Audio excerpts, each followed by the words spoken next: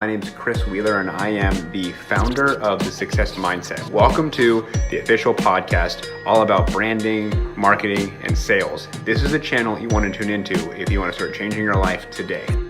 All right, what's up, you guys? Welcome to the Success Mindset podcast. I'm interviewing Brittany Warner today. You want to say what's up? What's going on, guys? And she is awesome. She does work for me, but I wanted to bring her on because she has transformed from someone that hated making whips at Starbucks to coming to me and saying, I want to mop the warehouse floors, to now she's the director of marketing and kicking ass. I can't even explain to you the moves that have been made in the last year, or especially the last month. So we're going to dive right in. Brittany, I want you to give some background as to not about here, but where you came from, what kind of jobs you took, where you were at, what your favorite job was, basically a history of the odd jobs you might have taken or what your plan for life was. Just kind of free ball it, All right, yeah, so I'm from Colorado. It's a small town, and I went to high school. I have a degree in anthropology, and quite honestly, Chris, I didn't really have a plan. I just wanted a degree, and then I figured my degree would get me some high-paying job, and that's absolutely not the case. I don't know if I have the wrong degree. I definitely have the wrong degree for this day and age, but the more and more I took these jobs, which, let's see, in college I worked at a deli, and it was a liquor store, and I delivered for them. What? Yeah. No way. In college? In college. So you delivered meat and stuff, or? Pizzas, sandwiches, all the alcohol that we had. It was a liquor store, so we delivered everything that was in there. Cigarettes, chasers, mixers, wine. What about the winter? Because it was in Breck, right? This was in Boulder. Boulder. I have snow tires. Everybody has snow tires. So people get to stay at home and be like, hey, I wanna get drunk. Yep. Okay. All right, cool. Bring them whatever they needed. So that's what I did in college. I mean, before college, it was, high school odd jobs in the summer, ice cream stores, things like that. I worked at Cold Stone. I was a hostess a lot. Actually, bussing tables is one of my favorite jobs, and I'll tell you why. Because at the time, I didn't really like dealing with people. You still get paid hourly, like minimum wage or whatever, and then you also get tipped out by servers. But I don't have to deal and take orders from people. I can just bus their tables after and be on my merry way. So busing still is one of my favorite jobs. It just doesn't pay the bills. And then once I was out of college, I started at Barnes & Noble for $8.50 an hour as a barista. In Starbucks. It was a Barnes & Noble cafe that served Starbucks coffee. Oh, okay, got it. And then I needed more money, so I applied at a treatment center, alcohol and drug treatment center. Mm-hmm. As a driver, I would drive the van, and treatment centers pay a lot of money. I started at $12 an hour, and the first paycheck I got from them, that was What year was this? This was 2011, maybe. Okay. 2011, and the first paycheck I ever got from them, that was the biggest paycheck I'd ever seen. I remember getting out. How much was that for?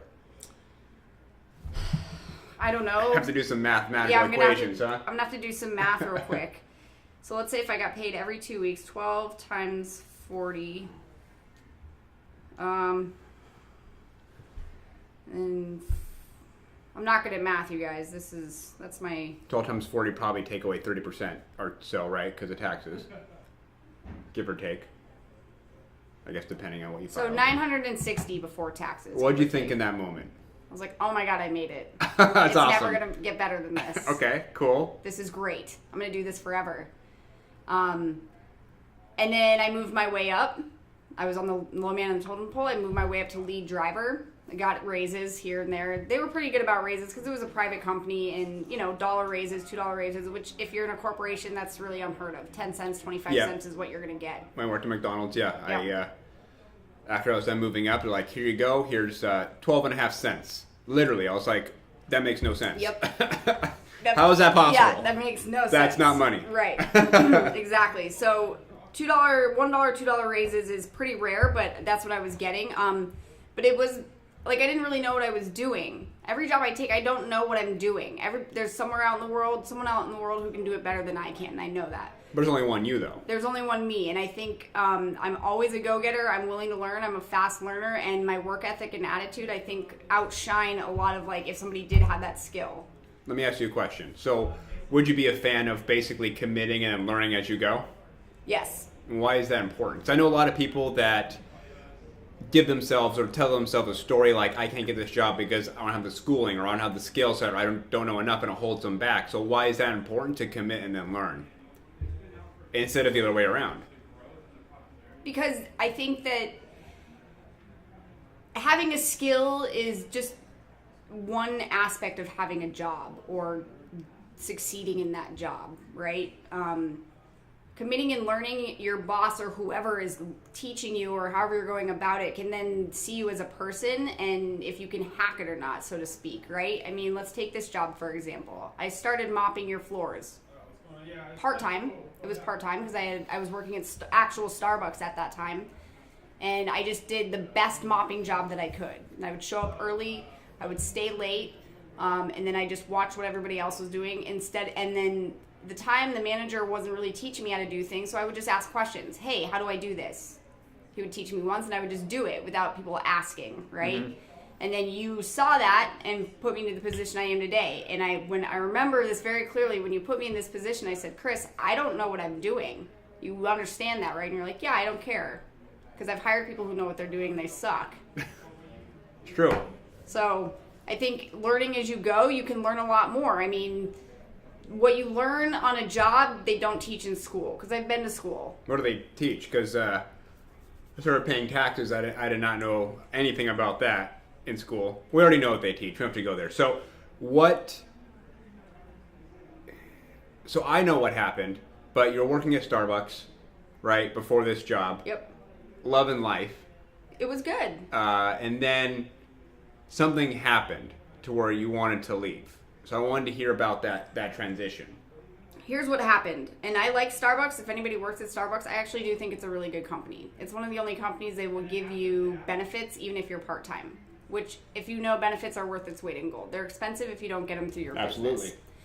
But what happened was they don't give you, nobody there, unless you're like a manager, gets full time. So I never got 40 hours a week. And then if you needed extra hours, you had to go to other stores and find those extra hours. So that means I'm spending my gas to go to a store to pick up a shift. So wait, so you had to go find extra hours? Yep. So you had to call that store, go in, yep. Okay. Drive kind there. of a go-getter, but okay, I get it. Which I did because I needed the money. The catalyst was it was December. It was at a mall, one of the busiest malls in California, and I walked in for a morning shift. And South Coast Plaza, right? South Coast Plaza. I love South Coast, by the way. And I walked in at 8, and there was already a line out the door, and it was just going to be that way all day long. And I walked in, and the place was a mess. There weren't whipped creams made, and they actually take a really long time to do, and they're pretty annoying. So the night shift had not set us up for success. I walked in, I did some math about how much I was going to make that day, because at the time I was making $10 an hour. I was going to work for 6 hours, that's $60. Minus taxes. Minus taxes. And I said, nope, fuck this. And I left. It wasn't worth it to me. The $49 I was going to make or whatever was not worth the amount of work I was going to put in. And I left. I just walked out, and I'm not saying that's the right way to do it, but I had already had this other job, and I really wanted to see where that would take me. What happened in that moment, right? So what happened? What was your shift, right? Because I can guess at what I think it was, but there was a shift when you walked in. And I don't want to put words in your mouth, but there was definitely a shift in what you perceived at that specific workplace. And what do you think that was? I'm better than this. I can make more money doing something else. I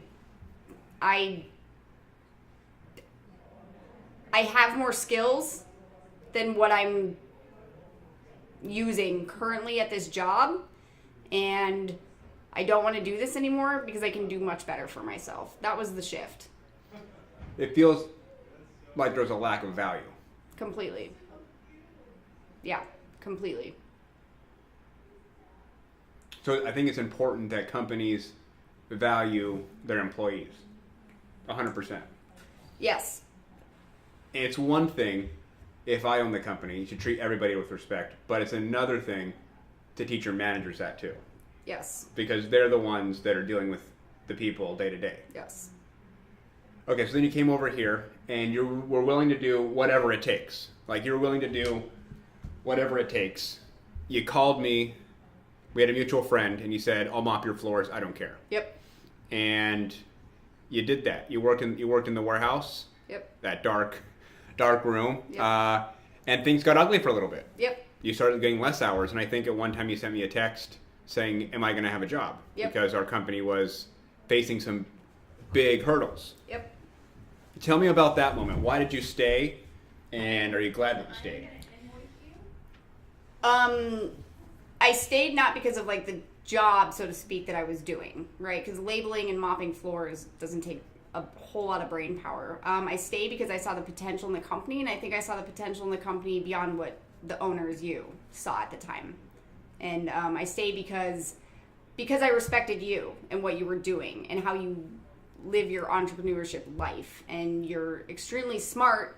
And so I figured I can stay here, and even if this company doesn't work out, you will have something else for me. I might not be making as much money, but I'm still willing to take that pay cut, you know? If I can work with you because you're smart. You're much smarter than I am, and that's value to me. So I've always told you that it's not necessarily about the paycheck. Yes, I need to get fairly compensated for what I do. Everybody absolutely. Everybody does, but I see much more value in your brain than I do like just the job itself. And that's what I like to align myself with in my personal life and work life. So you don't want to be the smartest person in the room. No. And I can appreciate that. We can take myself out of the situation. It's very flattering. Super grateful. I'm almost in tears. That was really sweet. We'll take myself out and just make it more generalized. So I'm the same way too. So I would much rather take a job if I want. It's kind of like school, right? If school taught you better things, in my opinion, I would much rather take a job that offered me some sort of value in learning. So like, let's say I want to open a business and sell cars. I would want to go to the best car dealership and the best owner that I know and learn from them. Yes. Right? And I get that 100%. That's a smart move. So then you're mopping the warehouse, you're doing the warehouse gig, and I hired a bunch of people for marketing. Like a bunch. A bunch to me was 3 or 4 at that time. And each one of them came with the same promise. And this is the funny thing about marketers, is a lot of times there's a lot of junk out there, and they just didn't know what to do. And I said, you know what, this girl seems like she can handle it. She is a go-getter. I can probably just spend hours with her. I think we spent over 10,000 hours together now. It's been a lot. Even overseas, we've traveled the world together, and I'm super happy with where you've come. Do you have a love and a passion for what you do, and why is that important? Most days yes, some days no, because it's a lot. And sometimes I don't see the vision that I think I should be seeing, but I love that you can make a sale. Like, it starts with us, right? It starts with me as a marketing director making whatever sale, right? And it trickles down. It completely starts with us, and like the whole psychology and the whole like process of that is super interesting. So if we put out a cool campaign, whatever it might be, and then that ends up with sales, is really cool to me. So whatever we've done or I've done or we've done together, like, it's working. And it's crazy to see like your work come to fruition in dollar bills, if that makes sense. So that's the rush. It's a rush. It's a super big rush. And like, I'm excited every day. I mean, 2 years later to come to work, like, I'm up at 6:45 because I want to be, you know, not because I'm like, oh, my alarm's going off, I have to get to work. We have to hit that gym tomorrow too, by the way. Yeah, we gotta go to the gym. It's important, you know? It's important. But yeah, I think my passion is not as high as yours, but it grows every day. Like, what's new? Because it's always something new. Like, my job is never routine. Never. My days, I think they know what they're going to look like, and it's not at all like that. So, I hope that answers your question. No, it absolutely does. Yeah, it does. How valuable... So, let me see how I can phrase this. So, what's wrong with staying stagnant, and what do you do to not stay stagnant? I get super bored. And then I start not liking my job. And then I have a flight or fight mode, right? Mm-hmm. I'm either going to leave and go do something different that's challenging, because it'd be challenging just because it's a new job, or... So people need to be challenged at work. I need to be challenged at work. Got it. I can't speak for everybody, but that's important to me. Before January 1st, I told you I was super stagnant and I'm bored with what we're doing. Not that I was going to leave, but come in, do the same thing every day.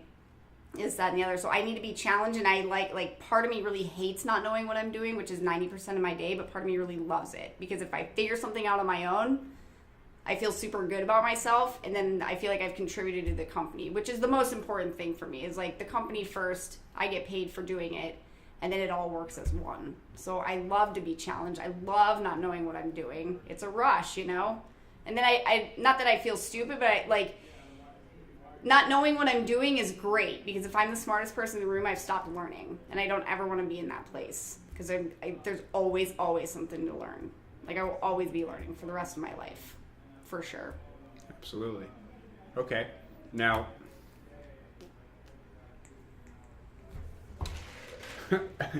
a Star Bizzle.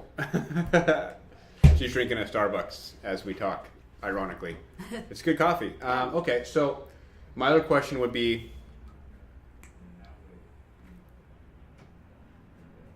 have you made as much money before as you are now? Never. This is the most money I've ever made.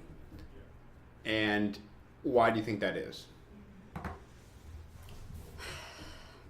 My opinion. And the reason, let me tell you the context behind the Okay. question. The reason I say that is I'm hoping there's a lot of people on this podcast that, or even, I hope there's a lot of people on this podcast that were in a position that you were in, or I was in, right? That are trying to take that next step and just don't know how to do it. And this isn't an ego thing, right? It's more of, I want them to try to resonate with why you think it is that now your work is translating to that much money. Because a lot of times, especially me, when I was working at McDonald's making 22 and a half cents, which makes no sense, I didn't know the next step. It actually had to hit me in the face. And I didn't have a podcast. I didn't have this back in 2011. I know they existed, but I didn't know those tools existed. I just was going through my day, right? So hopefully someone stumbles across this, and that's basically why I'm asking the question. I think with those jobs, McDonald's, Starbucks, Barnes & Noble, I mean, both you and I have the same experience, and it's hard to see our work translate into money in those specific places. It's time for money, basically. Yeah. You're literally giving your time for money. I think I'm making the most I've ever made now is because I was willing to start from the bottom and not go in with a extremely high ask for the skills that I have. But then the way I think I make money, because I put my blood, sweat, and tears as if this is my own company, and it's not. I don't own any of this company. I'm just the marketing director. But I show up every day on time. I stay late. I fly around the world for 7 weeks. Do whatever it takes. I do literally whatever it takes. And I'm salary, so I'm working 24/7, except for when I'm sleeping, I'm working. But you're still working in your sleep. Your unconscious is just going nuts. I have a good attitude, so even if I'm having a bad day, or if there's somebody in the office I don't really care for, it doesn't matter. I shut that off and treat everybody with respect as much as I possibly can. And then if I don't want to be there, I don't tell anybody about that. I just show up and do my work, to the best of my ability, and build people up and make sure that they have all the tools that they need, or that I can give as a manager, as a marketing director, so everybody has success and they can do their job correctly. And I think a lot of people mistake showing up for work and doing their job for getting more money or deserving more money, and that's just not the case. Showing up for your job is one aspect of it. A lot more goes into it. It's about your character. It's about how you go day to day. It's about how you interact with people. And bosses notice that, if you have a crappy attitude or a shitty attitude, and you end up being like a toxic person in that environment, they're going to let you go. You could be the best at your job, but you're not going to keep it for very long. It's a lot more than just showing up and doing your job. Like going through the motions. Yeah, going through the motions isn't going to get you raises, because raises aren't based on how well you can do your job. That's just one tiny part of it. And I've seen a lot of people, I've trained and worked with probably 200-300 salespeople now.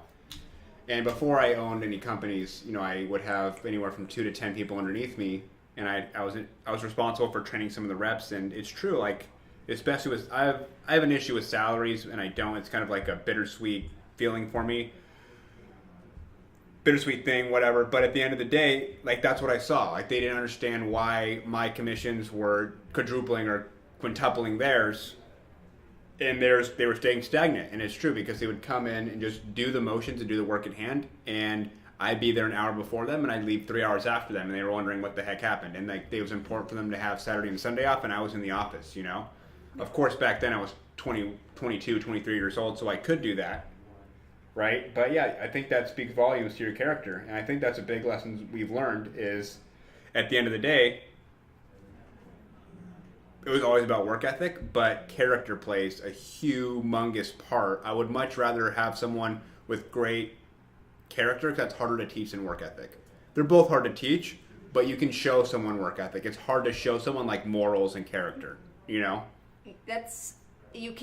People I think can always change, but that's one thing that like you kind of learn outside the job and carry with you, Yeah. Like I don't know. Just in my life, I'm 31, so I've seen some things and done some things and been around some people, and it's kissing babies and character. It's tough. That's a tough thing, but it's important to have in any environment, especially a work environment. I mean, you need to put your best foot forward if you want to succeed. Absolutely. In whatever you're doing. Absolutely. Awesome. Okay, so do you have any questions for me? I mean, that's kind of weird. I'm reversing the role. Yeah. I mean, I do. So I guess not to make it about me, but like of all the people in the world who could do marketing and be a marketing director, because that's a pretty high title, you guys. I mean, director of marketing. I mean, it carries some weight, Yeah. And a lot of pressure. But why put me in this position? Why keep me in this position knowing that you could hire somebody else who could probably do it much better than I can, who has a degree in it. That's valid. Who can probably bring you more to the table in that regard, just like skills based on that. Like why keep me here? It's the same thing that I tell pretty much everyone that will listen. It's cool to have a degree. Like, I am not undermining that at all. Like, if you're going to get a degree, get it. If you're going to go to school, get it. I might go back to school one day. I don't know. But I also know that with the skill set that I have gotten, that I can walk into a business as a CEO or a director of sales, marketing, operations, whatever, and I would have a much better chance, unless the company was super strict, of getting hired because of my experience and what I've built, than the guy that just got out of school. Yeah. Right? And also, it's kind of selfish because, again, we spent 10,000 plus hours figuring this thing out together. And I feel like we have our own mini university. Like, I read books or find cool stuff. I sift through the shit and I hand you the stuff that like has taught me something so you can learn too. So I think it's like a two-step process that we're constantly learning and constantly evolving. So selfishly, like, I think you're like at least $500,000, if not $1 million+ asset to this company. And for me to go find someone better and restart, I think is not going to work. And I also think that if that were to happen, I would much rather put them under you and build people around you and us to get it moving, because unless something were to drastically change, like you go like on a crazy crack binge or something, like we get you help, but like let's say you didn't want help, you just wanted to do crack all the time, we'd have to part ways. Right. But you have been here since we almost went under to now we're having great success, and you know where the company needs to go, and you're not staying stagnant. We've had people here that are no longer with us that stayed stagnant and didn't learn and grow with the times and didn't try to evolve and change, because you need change. I mean, look at Coca-Cola. They changed their logo. Pepsi, yeah. Right? Look at car companies. Like, they change their models of their cars. Like, things change, right? The consumer is eating and consuming way more than they ever have before. So if we have someone like that, like we had in the past, yeah, we part ways. But the fact of the matter is you are about constant change and aren't in fear of embracing something new. And I think that that's super huge. And hopefully that answers your question. It does. And I think, especially with the vape industry, a lot of it is relationships, right? Mm-hmm. A lot of it is networking. And that, I think, goes with any industry. But there's a lot of people I know, we've gotten 2 drop shippers to order from us just based on the relationships I have with these people. Yes, our product's good, but I don't know if it's not all me. I mean, you had the relationship before them, but I keep in constant contact with these people, not for our for our product. I love you for that too. But it's because they buy the people at this company. They yes, obviously buy a tangible product, but I think a lot of people buy Savage because of who's behind Savage, you know, Yeah. and what we stand for and like how we present ourselves in the world. And I think that goes for any industry, you know? So Absolutely. yeah. I mean, my other question to you is like, I don't want to make it too broad, but if you could tell somebody like how to go from McDonald's to this, I mean, what would you say? Because there's probably a lot of question. people here who are Good working at question. McDonald's or groceries or whatever. Yeah, and I see them, you know, and I talk to them sometimes. And here's the thing that I hear. And this is the thing that I want to like punch people in the face over. And I can't because I have to love them. You know, I have to love them because I have to empathize and I have to understand that I was there too. And I was in fear and I didn't know. I didn't know. And I think that's the big thing is like people just don't know. I would say take a risk. Take a risk. Take that sales job. Take that lower paying job. Go to that college and take the risk because that's what happened to me. I didn't know anything about sales. And luckily, I had a little help from my mother because she was an accountant at a sales company, a real estate company. And she pretty much pulled me aside and said, hey, you can do this too. Right? You can do this too. And I went from making 22.5 cents, got to be specific, to a commission-based job, not knowing anything about sales. And I took that risk because I think everybody possesses the drive. I think most people possess the drive, and I think most people want something in life they're passionate about, and they want a purpose, right? And I think most people possess ambition. But I think the world that we live in, it's really easy to let the environment mute that. It's really easy to listen to your friends say you can't do it or whatever, and a lot of times it's disguised as concern or I'm just trying to help you, right? It's not always an attack. You have family members that do that. You have mentors that do that because selfishly they don't want you to be better than them, right? Yep. And it's all around you, and I think that kind of mutes progress.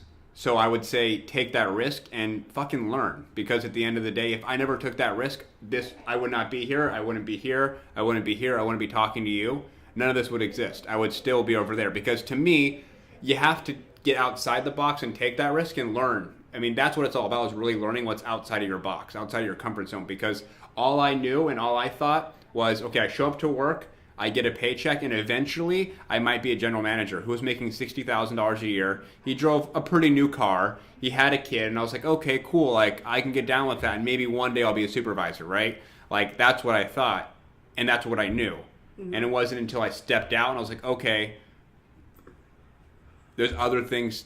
I didn't know about private corporations or any of that, you know? And, like, taking that risk and stepping outside my comfort zone, I was like, oh, shit, like, there's a lot to learn. Like, I had no idea. I mean, again, I was 21, 22. I was young. But there's a lot of people making big money at 21 or 22 or 50 or 60. It doesn't matter what time, as long as you step out of your comfort zone and are willing to learn and remain teachable. I would say that's the biggest thing. And then after that, you got to stay hungry. You have to stay hungry. That's the most powerful thing because I see a lot of people that get some success and they rest on their laurels and they spend their money and they get the house and they get the car and they're cool.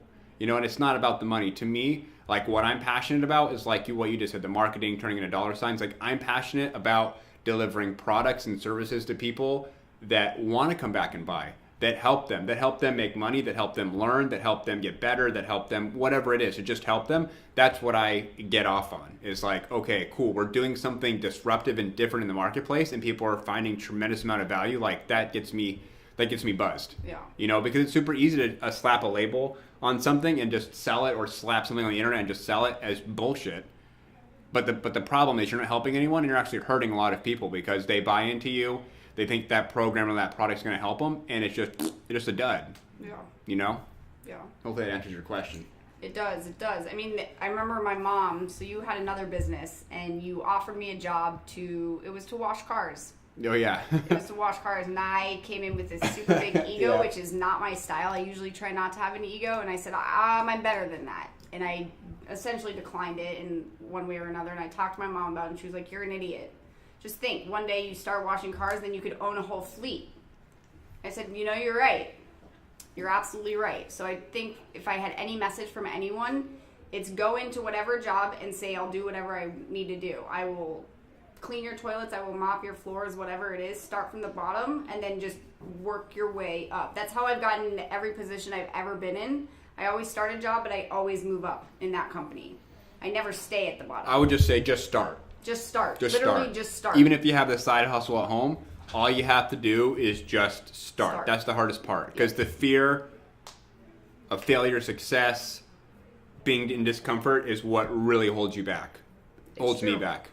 It's true. From growing, you know? And I would say the other big message is failure. You know, like there's going to be failure. And I think that's that's a paralyzing thing for people. Like the car wash business failed.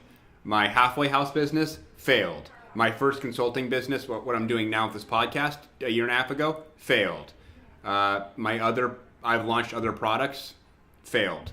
What else have I done? There's more failures around there somewhere. I can't think of them. Oh yeah, I went to a tax class and tried to start that business, failed. And the thing is like I keep on learning, right? I keep on learning from my failures. And I'm like, okay, cool. Like this is where I messed up, right?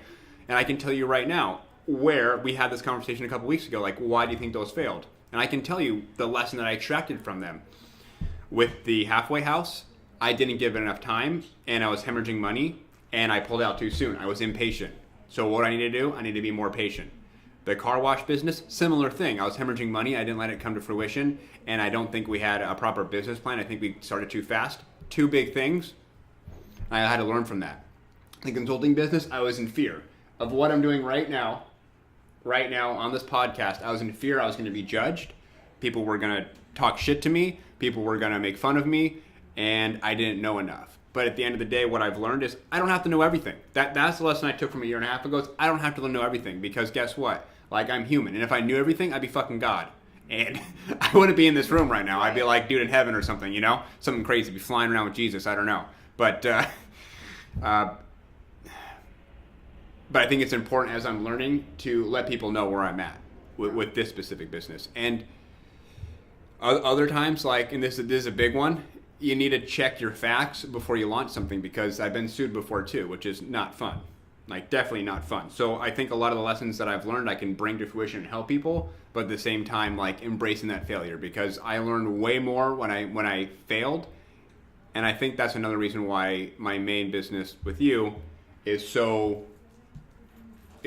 doing so well because all those failures over the last 3 years, I've been able to take bits and pieces of it and be like, okay, like we can change this or do that or whatever.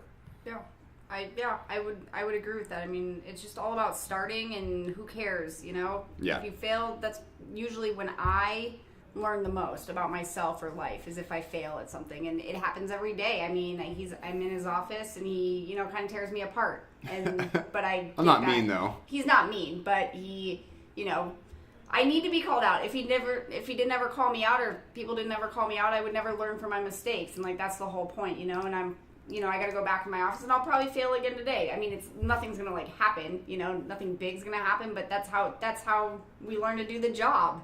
It's just trial and error. You know, I've had a couple marketing campaign failures for sure. It was their money. Yeah. But it was my idea.